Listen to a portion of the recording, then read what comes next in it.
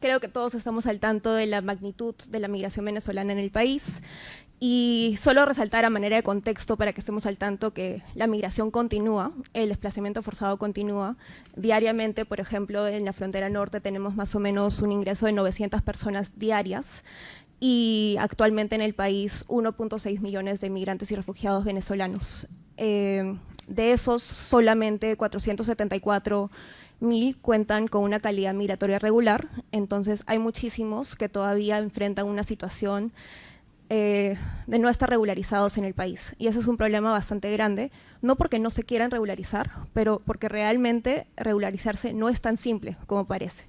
Es costoso, demora, el sistema como tal no es el mejor. Y acá quiero resaltar por qué. Nuestro país tiene una política nacional migratoria planteada del 2017 al 2025 que realmente no estaba pensada para recibir un flujo grande de migrantes y refugiados. Estaba pensado para peruanos en el exterior. En realidad nosotros también somos migrantes. Normalmente otros países nos reciben a nosotros, ¿no? Ese movimiento económico en busca de mejores oportunidades laborales para nuestras familias. Entonces, en ese contexto, nuestro país no estaba preparado para recibir este flujo de migrantes y refugiados. Y eso se traduce también en las políticas que tenemos actualmente. Entonces, esta política nacional migratoria, de por sí, no estaba preparada. Y eso lo pudimos ver reflejado en el sistema de salud, el sistema de educación, el sistema alimentario y una alta demanda en los diferentes sectores. Y bueno, también creo que es importante resaltar que en respuesta a esto, y se creó en su momento diferentes permisos temporales, y hay muchísimos creados por el Estado peruano, y acá también es otro problema, porque son estos documentos que son emitidos por el Estado peruano, por la Superintendencia Nacional de Migraciones, pero no ha habido una difusión de que estos documentos son legítimos, de que estos documentos existen. Entonces hay unas barreras de entrada, barreras de acceso a los sistemas de salud, sistemas de educación, sistemas financieros y muchísima, también siento decirlo, muchísima discriminación y xenofobia en nuestro país.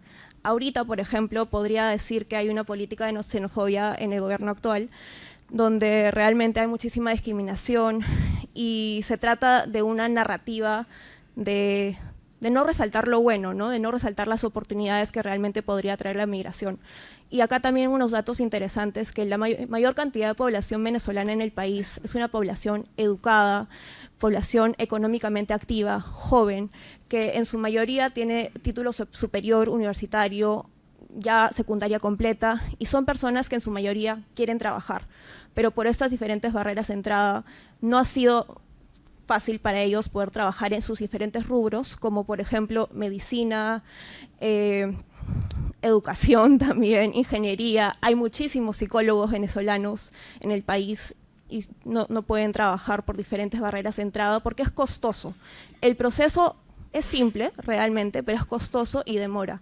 Entonces, flexibilizar ahí quizás los procesos podría ayudar bastante, y sí han habido diferentes avances por ese lado, así que eso lo saludo y lo felicito, pero usted tiene que hacer muchísimo más para poder integrar a esas personas a nuestra economía y que realmente todos salgamos ganando. Y ahí resaltar también quizás que estábamos planteando, bueno, también soy parte del grupo de investigación CONURB, que vemos temas de vivienda, desarrollo urbano y alquiler, y ahí con nuestro grupo de investigación estuvimos viendo un tema de vivienda y alquiler, y ahí estuvimos analizando este nuevo tipo de pobreza, porque al ingresar al país, más o menos que se pierde un tipo de reconocimiento en cuanto a sus títulos no son reconocidos, los documentos migratorios también que tienen no son reconocidos, entonces hay un difícil acceso. Las redes de apoyo que tienen los migrantes y refugiados en el país son bastante frágiles, entonces hay muchísimo capital humano, pero falta este capital social, estas redes de apoyo. Y acá ustedes me están mirando y están pensando, ¿qué tiene que ver esto con seguridad alimentaria? ¿Qué tiene que ver esto con lo que estamos hablando en cuanto a quizás protección social y acceso a los diferentes servicios? Acá les quiero compartir unos cuantos datos de la encuesta la encuesta de población venezolana del 2022. Acá Marilu estaba resaltando que peruanos 99% creo que tienen acceso a algún seguro de salud. En cuanto a migrantes venezolanos, es solamente el 27% que tienen acceso a algún tipo de seguro de salud. 93% de migrantes venezolanos alquilan y, por ejemplo, 60% de ellos están preocupados sobre dónde van a conseguir su siguiente comida. Y recientemente también estuve trabajando en campo y visitando Piura e Ica, y muchas de las personas con las que he estado conversando están pasando hambre. La realidad es que el hambre no discrimina. No importa si eres venezolano, peruano o de cualquier nacionalidad, estamos en una situación bastante compleja y muchas de las personas, familias, madres solteras, personas en vulnerabilidad con las que estamos conversando, están enfrentando una situación de hambre. Han reducido la cantidad de alimentos que están comiendo, están priorizando que los niños coman en vez de las mamás, los papás. Y también acá hay un tema importante que tiene que ver con lo que estaba mencionando antes de discriminación y xenofobia. Muchos de ellos están priorizando pagar su alquiler en vez de comer, porque se dan cuenta que si es que tienen una vivienda, hacen lo que sea para mantenerla, porque ha sido bastante difícil encontrar este espacio seguro donde realmente puedan vivir sin tener que preocuparse por un desalojo. Desgraciadamente hay muchísima, repito, discriminación y xenofobia, entonces cuando encuentran una vivienda donde pueden estar seguros, prefieren pagar ese alquiler, quizás pagar 2 o 3, 4 meses de adelanto sin contrato, normalmente por un tema de documentos también, en vez de priorizar su alimentación. Entonces acá es un problema bastante grave. Hay muchísimas familias en situación de vulnerabilidad que están enfrentando esta situación bastante grave y hay muchísimo que se puede hacer para poder apoyarlas en este aspecto, comenzando por la regularización migratoria. Gracias. Creo que es muy importante sociedad civil y también las organizaciones de base comunitarias como las ollas comunes que han jugado un rol importantísimo en tiempos de pandemia, pero también ahora. Siguen funcionando, funcionan bien y con pocos recursos y con poco apoyo realmente. Y ahí quizás no muchos están al tanto, pero también las ollas comunes han recibido y han acogido a población migrante refugiada venezolana en tiempos de necesidad. Lo dije anteriormente, pero lo repito, el hambre no discrimina y en momentos de precariedad, de lucha, de hambre, las ollas comunes con poquísimos recursos abrieron sus puertas a población migrante en necesidad, en situación de inseguridad alimentaria. Y acá, uno de los proyectos de los que estoy al tanto tiene que ver con estos espacios de cuidado, estos espacios de resistencia, que conjuntamente, de manera colectiva, participaron en diferentes talleres, no solamente de alimentación, de huertos urbanos y de producción de alimentos, pero también estos espacios de psicología, de apoyo comunitario, de redes de apoyo, de talleres de prevención para violencia basada en género. Entonces, estos espacios tan importantes que sí trataron de hacerle frente a la inseguridad alimentaria y lo siguen haciendo, también fueron espacios de resistencia comunitaria sin distinción de nacionalidad.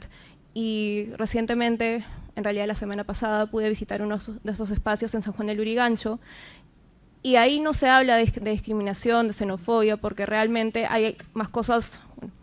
Eso también es un poco cliché y se repite, pero lo vuelvo a decir acá en un espacio tan importante como este. Hay más cosas que nos unen de las que nos separan. Entonces, creo que es importante resaltarlo, que muchas de los problemas, de los retos que estamos enfrentando como peruanos, los migrantes venezolanos también lo están enfrentando.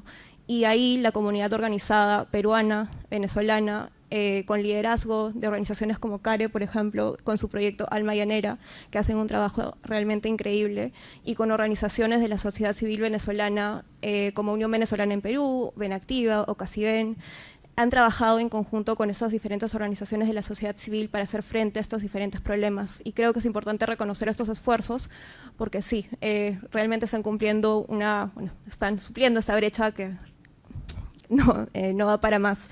Y ahí, solo para terminar, regresando a lo de regularización migratoria, ahorita solamente queda una ruta de regularización migratoria que tiene que ver con la solicitud de refugio.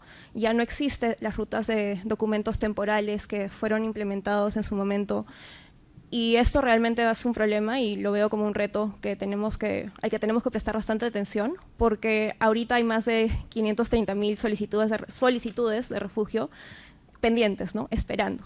Y este proceso está muy, muy lento.